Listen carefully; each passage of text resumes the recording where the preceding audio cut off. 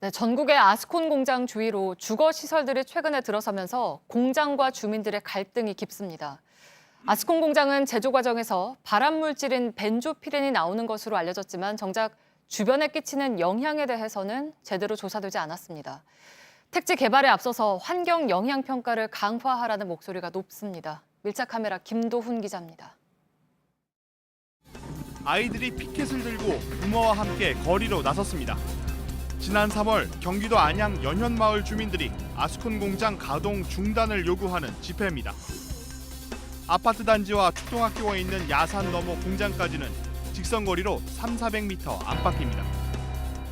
경기도가 지난 7월 공장을 이전하고 이곳에 아파트를 짓는 공영개발 사업 추진을 결정하면서 10여 년 넘게 이어져온 갈등은 일단락됐습니다. 하지만 문제는 이곳 연현마을처럼 아스콘 공장 주변에 새 아파트가 들어서거나 공공택지개발지구 조성이 진행 중인 곳이 전국적으로 수천 세대가 넘습니다. 경기도의 또 다른 아스콘 제조 공장입니다. 희뿌연 연기가 쉴 새 없이 피어오릅니다. 공장 반경 500~600m에는 학교 3곳과 아파트 단지들이 둘러싸고 있습니다. 인근 일부 주민들은 두통과 메스꺼움을 호소합니다.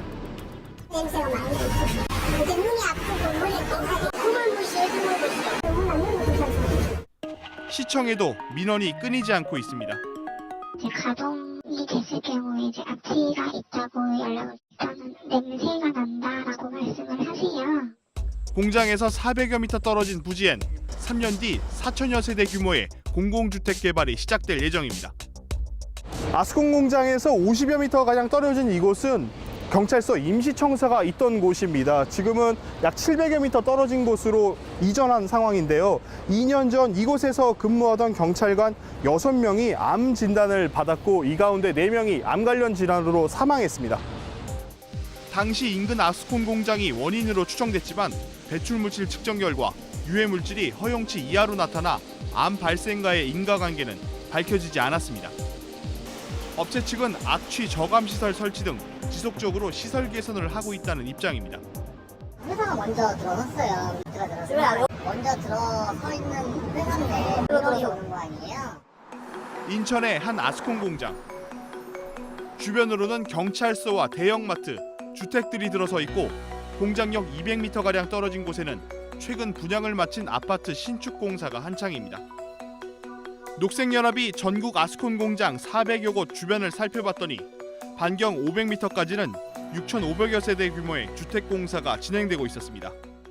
주택 지는데 1km 안에는 아무도 못 짓게 하고 그렇다고 그러면 규제가 돼버리지 않습니까? 충분히 인증을 하고는 있는데 아직까지 거기에 대한 대안을 마련하지는 못하고 있습니다. 도로 포장에 쓰이는 아스콘은 제조 과정에서 발암 물질인 벤조피렌이 발생한다고 알려져 있습니다. 하지만 유해 물질을 내뿜는 공장과 주거 지역 사이 거리 규정 등은 따로 없습니다.